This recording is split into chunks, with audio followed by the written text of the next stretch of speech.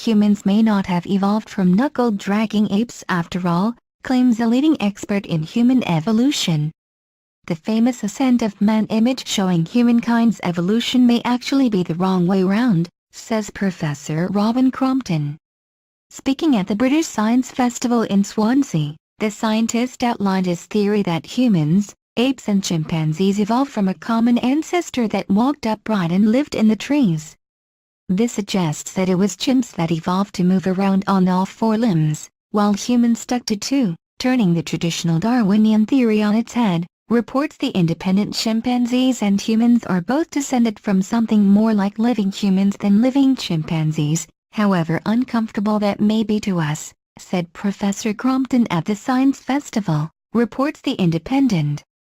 The expert even suggested that modern humans are not very different from our ancestors and that humans could easily return to the trees if we choose to go up there and take our shoes off. The radical theory is partly based on the examination of a 3.7-million-year-old fossilized skeleton of an Australopithecus hominid, an early type of human. Nicknamed Littlefoot, the skeleton is the most complete Australopithecus specimen found so far and was discovered in South Africa in the 1990s, but not dated until last year. It is the same species as the famous Lucy, but while Lucy was just 1.1 m tall, the South African fossil is more similar in size to a modern Western woman. A recent study that claims to have solved the mystery of how Lucy died, concluded that she fell out of a tree. Researchers at the University of Texas reasoned that this was because she was not used to climbing in the trees as she walked on 2 feet.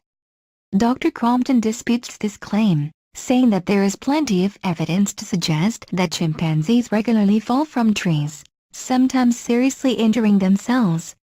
The evolution expert was the first to suggest that Lucy walked upright, based on computer modeling.